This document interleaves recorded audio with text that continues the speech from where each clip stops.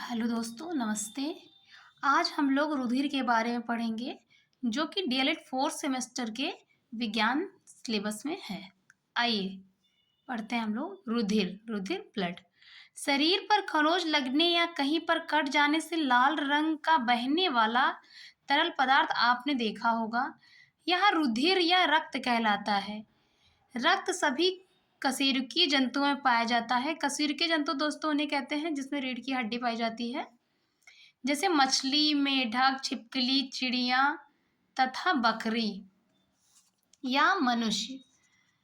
कुछ अकशेरुकी जंतुओं में भी रक्त पाया जाता है, परंतु वह लाल रंग का ना होकर रंगहीन या अन्य रंगों का होता है।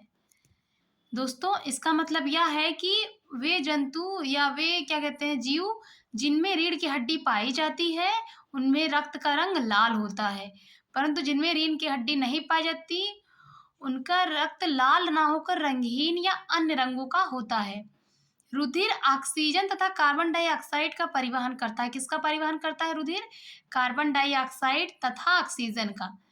मनुष्य के रुधिर में कितने दो भाग होते हैं? कौन कौन से? रुधिर कणिकाएं तथा प्लाज्मा। दोस्तों बहुत इंपॉर्टेंट है ये। मनुष्य के रुधिर में कितने भाग होते हैं? दो, रुधिर कणिकाएं और प्लाज्मा। अब हम लोग रुधिर कणिकाओं के बारे में समझेंगे। रुधिर का लगभग 45% भाग इनसे बनता है। किससे? रुधिर कणिकाओं से। ये 3 प्रकार की होती है। कितने प्रकार की होती है दोस्तों? 3 प्रकार की। लाल रुधिर कणिकाएं, श्वेत रुधिर कणिकाएं तथा रुधिर प्लेटलेट्स। फिर से दोस्तों एक बार, लाल रुधिर कणिकाएं, श्वेत रुधिर कणिकाएं तथा रुधिर प्लेटलेट्स। अब हम लोग पढ़ेंगे दोस्तों लाल रुधिर कणिकाओं के बारे में। रेड ब्लड कार्पोसेल्स, इसे शॉर्टकट में हम लोग कहते हैं आरबीसी, रेड ब्लड कार्पोसेल्स। ठीक है, आगे बढ़ते हैं।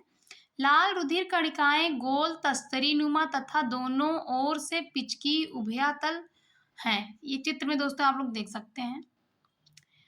प्रत्येक रुधिर लाल कणिका प्लाज्मा झिल्ली के आवरण से ढकी होती है। प्रत्येक लाल कणिकाएं किससे ढकी होती हैं दोस्तों? प्लाज्मा झिल्ली के आवरण से, यानी लाल कणिकाओं के ऊपर, लाल रक्त कणिकाओं के ऊपर प्लाज्मा झिल्ली पाई जाती है और केंद्रक विहीन होती है। इसमें केंद्रक नहीं होता, न्यूक्लियस नहीं होता।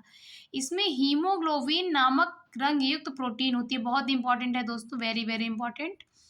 इसमें हीमोग्लोबिन नामक रंग युक्त प्रोटीन होती है। ये रक्त को लाल रंग प्रदान करती है। इनका जीवन काल 100 से 120 दिन का होता है। कितना होता है दोस्तों? 100 से 120 दिन का होता है। लाल रुधिर कणिकाएं शरीर में अस्थियों की अस्थि मज्जा में बनती हैं। बहुत इंपॉर्टेंट है दोस्तों, लाल रुधिर कणिकाएं कहाँ बनती हैं? अस्थियों के अस्थि मज्जा में बनती हैं। भ्रूण में ये कणिकाएं यकृत तथा प्लीहा में बनती हैं। इम्ब्रियो, भ्रूण मीन्स इम्ब्रियो में ये कणिकाएं यकृत तथा प्लीहा में बनती है। अब हम लोग देखेंगे दोस्तों लाल रुधिर कणिकाओं के कार्य क्या क्या हैं। बहुत इंपॉर्टेंट है ये, डीएलएड फोर्थ सेमेस्टर के प्रीवियस ईयर क्वेश्चन में पूछा भी गया है। मानव शरीर में ऑक्सीजन तथा कार्बन डाइऑक्साइड गैसों का कोशिकाओं तक आदान प्रदान रक्त के द्वारा होता है। किसके द्वारा होता है दोस्तों? कार्बन डाइऑक्साइड और ऑक्सीजन का क्या कहते हैं, आदान प्रदान किसके द्वारा होता है? लाल रुधिर कणिकाओं के द्वारा। रक्त की लाल रक्त कणिकाएं ही ऑक्सीजन तथा कार्बन डाइऑक्साइड से बंध बनाकर उनका परिवहन करती हैं।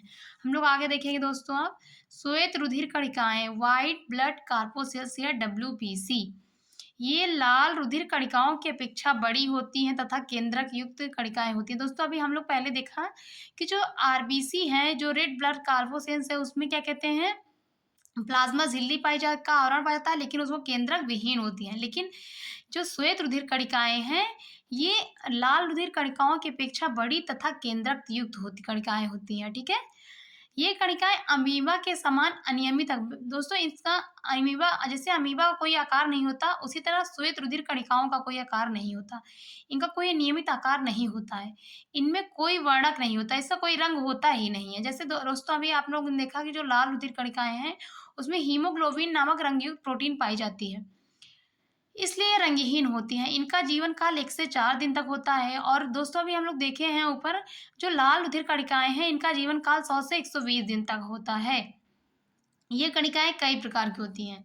श्वेत रुधिर कणिकाओं के कार्य, डब्ल्यूबीसी, व्हाइट ब्लड कार्पोसेल्स के का फंक्शन क्या क्या है दोस्तों, हम लोग आगे देखते हैं। जब शरीर को जब कोई रोगाणु या दूसरा परजीवी प्रभावित करता है तो श्वेत रुधिर कणिकाओं की संख्या में वृद्धि होती है। ये प्रतिरक्षा का कार्य करती हैं जिससे शरीर में रोग उत्पन्न ना हो। श्वेत रुधिर कणिकाएं शरीर में रोगाणुओं का भक्षण करती हैं। एक बार फिर से पढ़ते हैं दोस्तों, बहुत इंपॉर्टेंट है ये।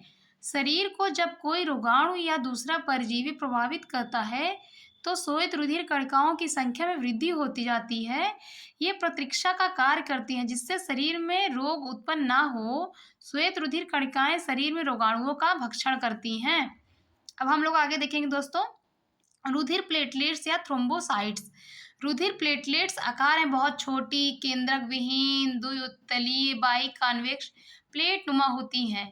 एक घन मिलीमीटर रक्त में इनकी संख्या 2 लाख से 5 लाख होती है। इनका जीवन काल 8 से 10 दिन तक होता है दोस्तों। इनका जीवन काल बहुत इंपॉर्टेंट है, बहुत बार पेपर में पूछा गया है। तो क्या कहते हैं, लाल रुधिर कणिकाओं का जीवन काल 100 से 120 दिन तक होता है। श्वेत रुधिर कणिकाओं का जीवन काल 1 से 4 दिन तक होता है तथा थ्रोम्बोसाइट्स या रुधिर प्लेटलेट्स का जीवन काल 8 से 10 दिन तक का होता है। आगे बढ़ते हैं दोस्तों हम लोग। अब रुधिर प्लेटलेट्स के कार्य क्या क्या है, मतलब क्या कहते हैं, थ्रोम्बोसाइट्स के कार्य क्या क्या हैं। रुधिर प्लेटलेट्स रुधिर का थक्का बनाने में सहायता करती हैं जो चोट लगने के कारण लगातार होने वाले रुधिर बहाव को नियंत्रित करने में सहायक होती हैं।